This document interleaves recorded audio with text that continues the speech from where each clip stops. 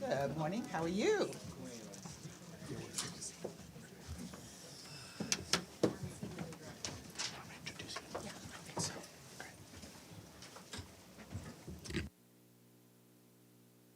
Good morning, everyone. I'm Saul Mercado. I'm the Acting Public Affairs Counselor at the U.S. Mission to the United Nations. With us today is also our new acting spokesperson, Lauren French. And it is my honor to present Linda Thomas-Greenfield, the U.S. representative to the United Nations. Thank you. Thank you so much, Saul. And I do want to take a moment for you guys to recognize Lauren, who just joined me about 48 hours ago as the acting spokesperson for USUN. I understand that you guys had a farewell party for Nate that I wasn't invited to. But you may have heard that Nate has taken a demotion to go and work in the VP's office. All joking aside, I'm really proud that he's gone on to this role temporarily. I still hope to get him back. But in the meantime, I'm really pleased to have Lauren on our team as we go into High Level Week. And I think all of you know Ambassador Wood, our alt rep to the Security Council. So thank you all for being here. It's amazing to me. I remember my first briefing to you 4 years ago. So this is actually my fourth UN General Assembly. And it truly never gets old. You can see the excitement in the air. People have already started to arrive in town. The streets are packed. I just passed through the entrance to the General Assembly, and there must have been 100 people out there. I wondered who the delegation was, and I discovered it was our advance team for the president. But anyway, we plan to welcome some 133 heads of state or government, 3 vice presidents, 80 deputy prime ministers, and 45 ministers. And of course, we have NGOs and civil society, young leaders who are here to so that we hear their vital voices on everything that we do. It feels like we say this every year, but this UNGA could not come at a more critical and more challenging moment. The list of crises and conflicts that demand attention and action only seem to grow and grow. There are intense negotiations going on for the pact for the future that are taking place right now as we speak. There are the devastating effects of the climate crisis, the spike in global food insecurity, and the attacks on human rights in authoritarian countries around the world. There's Russia's illegal, brutal war of aggression against Ukraine, which is being waged in open defiance of the UN Charter. There's a senseless civil war in Sudan, which has created the world's largest humanitarian crisis and has pushed people into severe food insecurity and even famine. There's the ongoing instability in Haiti, where the Kenyan-led multinational security support mission continues to fight gang violence and help put the nation on the path to democracy. And there's the conflict between Israel and Hamas, which Hamas set into motion October 7th. As you know, the anniversary is just a few weeks away. On October 7th, it carried out the single deadliest attack against the Jewish people since the Holocaust. This conflict has caused so much pain and suffering on all sides and has created a dire humanitarian crisis in Gaza. Now, when faced with all of these challenges, it's easy to fall into cynicism, to actually give up hope, and to give up on democracy. But we can't afford to do that. The most vulnerable around the world are counting on us to make progress, to make change, to bring about a sense of hope for them. And so addressing the challenges of our times together as partners is at the heart of the United States' 3 policy priorities during UNGA. First, we are committed to working with other member states to address threats to international peace and security. I already mentioned a number of these threats, but tragically, the list goes on and on. We also see instability and violence in the DRC, in Burma, and elsewhere. All told, roughly 2 billion people live in conflict-affected areas.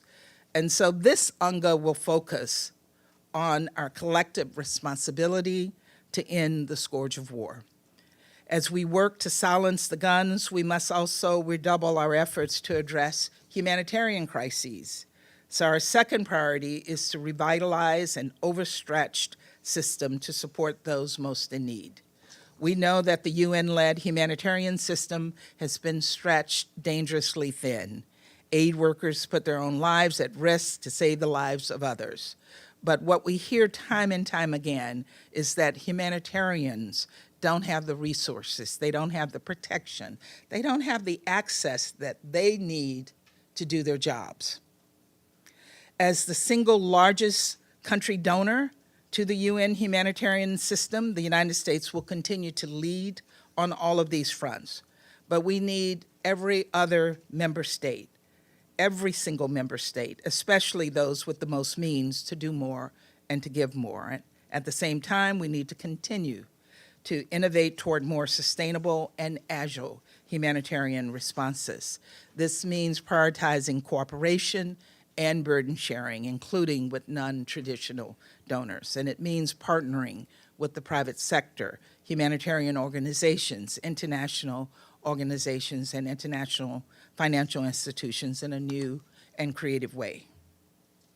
And that's why our third priority this year is to create a more inclusive and effective international system.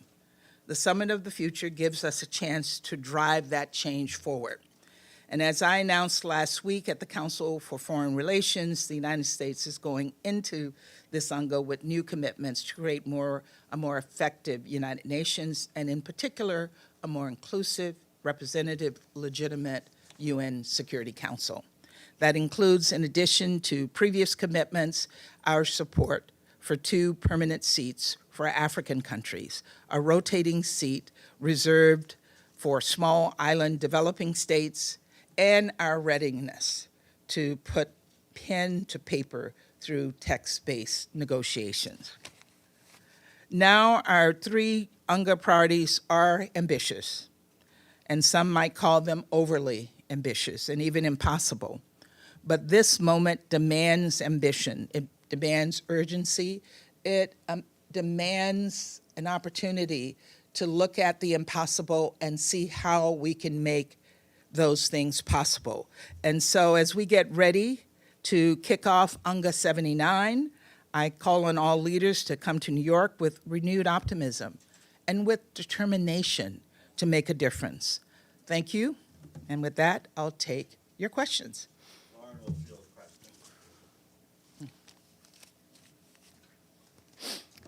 Valerie?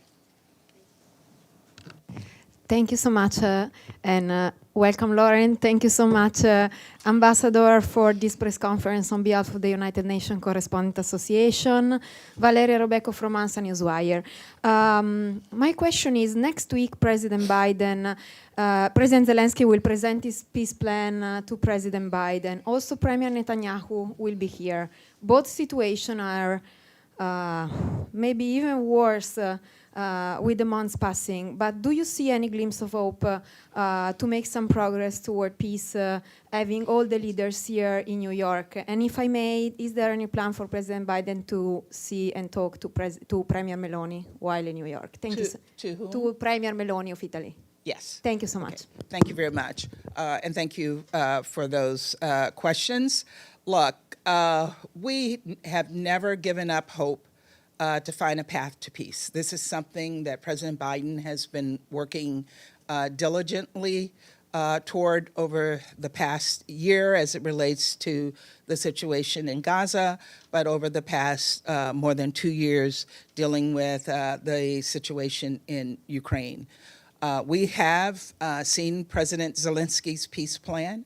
We think it lays out a strategy and a plan that can work, and we need to see how we can promote that as we engage with all of the countries, the heads of state, who will be here in New York. So again, we do have hope to make some progress. That's what we are here to do. So hopefully we can make some progress on that. And I can't give you any details of the president's schedule or who he will be meeting with, but we'll look forward to engaging with a large number of countries here in New York next week.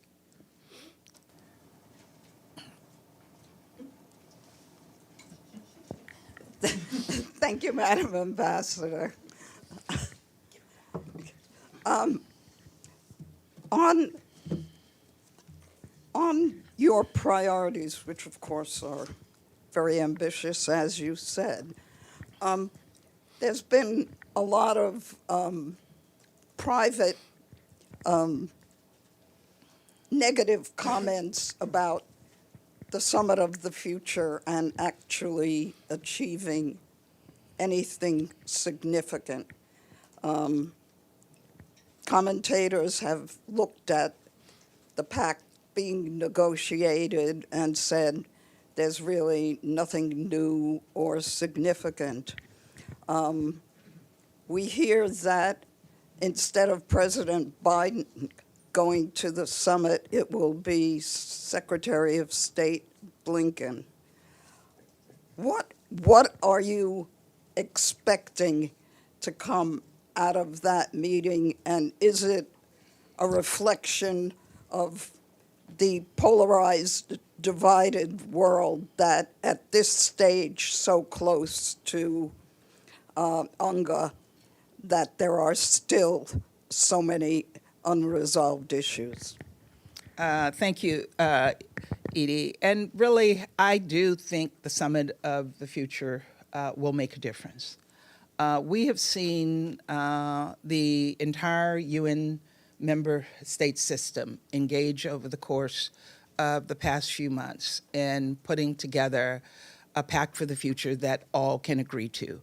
And I do know that we're not quite there yet. As I noted, the negotiations are still taking place as we speak.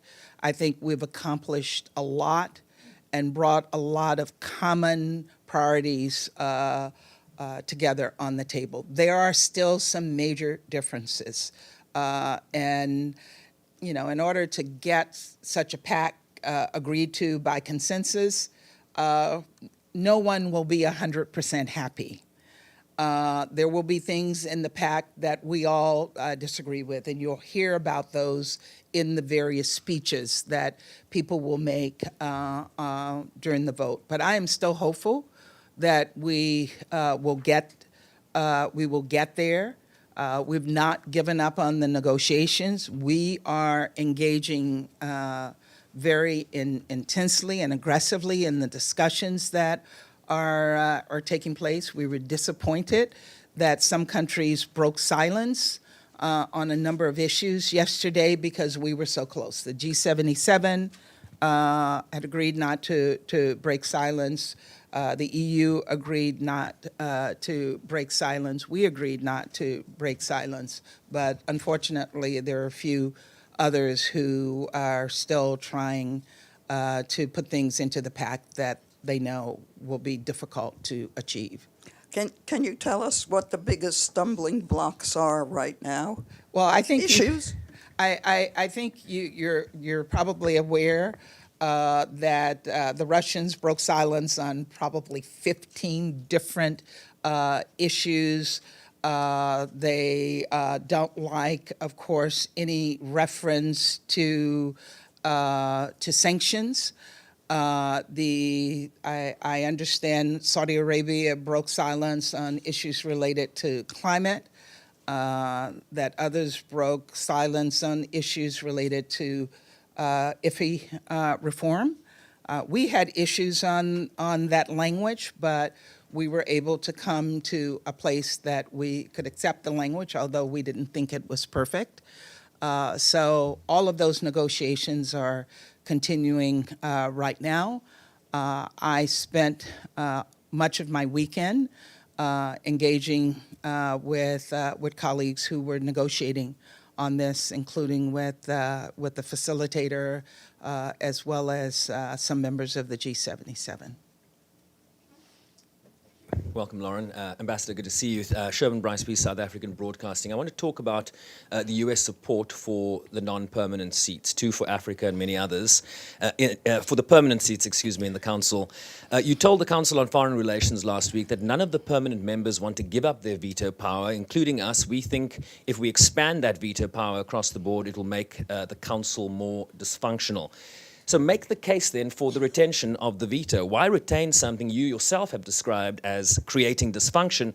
What purpose does the veto hold beyond giving countries a mechanism that often blocks broad consensus in the Council, most notably on the Middle East file, the DPRK, and Ukraine, some of the most intractable issues that have been before this Council? What purpose does this veto serve? You know, the veto power is it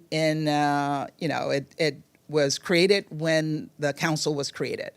And yes, we've had some serious issues with the use of the veto, because we use the veto on issues, all of us, that are of import to us. And so while I understand why other countries think the veto is dysfunctional, so I acknowledge their understanding that the veto is dysfunctional, and I acknowledge that we're not prepared to give up the veto, but countries can't make that happen until they're sitting in a permanent seat. So my argument to countries is, don't demand what you think is dysfunctional, demand to work within the system to figure out how to change that. And I don't know how to make that change happen, but I do think increasing the number of permanent seats on the Council will make the Council more inclusive. It will bring added voices to how the Council functions, and it will bring additional regional interest to the table. So yes, we have made a decision, like others, that we're not ready to give up on our veto power, but we're willing to listen to what others have to say on that, and we'll see where it carries us. Would you agree, though, that the veto, what's your view of the veto when it comes to the Ukraine file? It's been a problem. You have a country, a permanent member of the Security Council, who has broken every single tenet of the charter by invading a neighbor, actually compromising the sovereignty of that country and the borders of that country. And that country sits on the Security Council with a veto. So it is problematic. Sam? Thank you. My name is Ibtisam Azim, Al Arabi Al Jadid newspaper. Good to see you. I have a quick follow-up on Sherwin's question and then my own. So if you see that the Russian veto in the Security Council is a problem when it comes to Ukraine, don't you see that your veto regarding Gaza is a problem? And my question is on something you said at the beginning of your remarks regarding a collective responsibility to silence the weapons. In the context of Palestine and Israel, isn't it about time that the U.S. stop its weapon delivery to Israel so that the war would stop and the killing of civilians would stop? Thank you. Good. Thank you for that question. And as it relates to the veto, as I said, we use our veto to promote the interests of the U.S. government. And that's how we've used that veto consistently over many, many years in the Council. And yes, people think it leads to dysfunction, but for us, it is power that we have, and we do use that power. I'm not going to make any excuses for it. It is something that is within the toolbox of things that we can bring to the table in the Security Council. And let me be clear, on the issues related to the Middle East, we want to see peace. And that's what President Biden has worked for. But at the same time, we have been clear that we support Israel's right to self-defense. And in support of that right to self-defense, as an ally, we have provided support to them to defend themselves. That does not mean we in any way want to see this war continue. We want to see this war end, and I know that President Biden has put every ounce of effort that he has in his power to try to find a solution to get us to a ceasefire and move us to where we all know we need to move, and that is to a two-state solution.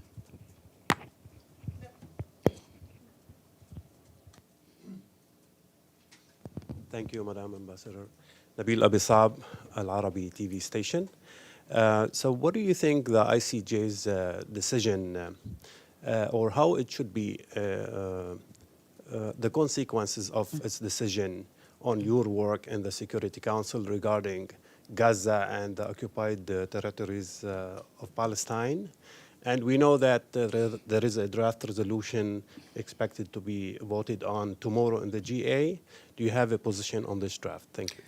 We do. Well, first, on the ICJ, we respect the ICJ. We have worked to support the ICJ.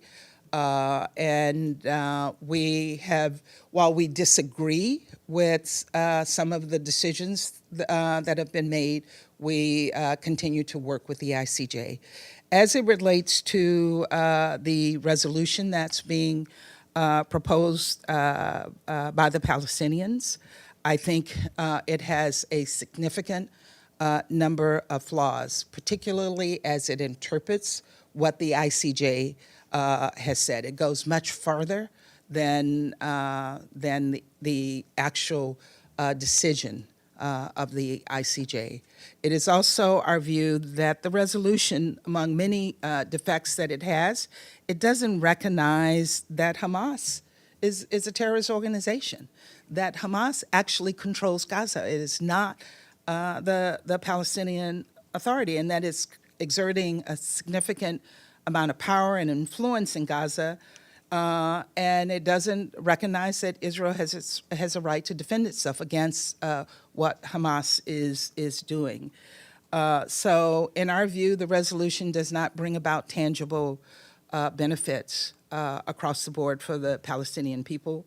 I think it could complicate the situation on the ground, complicate what we're trying to do to end the conflict, and I think it impedes reinvigorating steps toward a two-state solution. Maggie?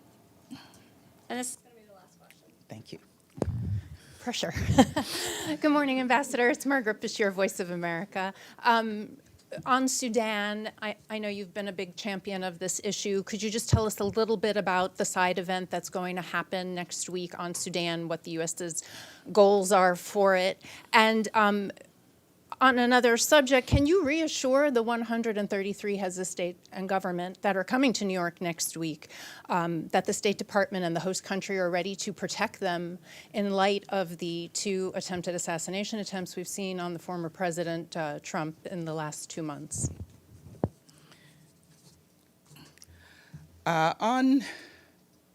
Sorry, what was the first question? Sudan. Sorry, how could I forget that? I wrote Sudan down here.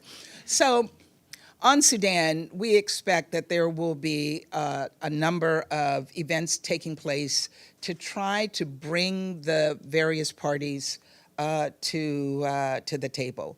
Burhan, the head of SAF, will be here representing the government of Sudan. There are a number of ministerials that have been organized by various different countries, including by us. There are events that will be organized around food security, events that will be organized around women, and several ministerials to look at how we move the needle on peace. So our special envoy, Perriello, will be here participating in a number of those meetings. Secretary Blinken will, and I will as well. And hopefully we can not only highlight what is happening in Sudan, but also find a way of moving closer to getting to peace. And on security here, I mean, you see what is happening in New York. Knock on wood, we have never had a security incident related to heads of state. Here, we have pulled out all the stops. New York City has police everywhere. Diplomatic security is supporting Secret Service to also provide security for all the heads of state who will be here in town. The situation that happened with President Trump is unacceptable. You heard what the president has said on that, and we have a responsibility to do everything possible to protect the heads of state who are coming here, but also protect our own political leaders. I think Thank that's you. it. Thank you very much. All right, let me put that in there.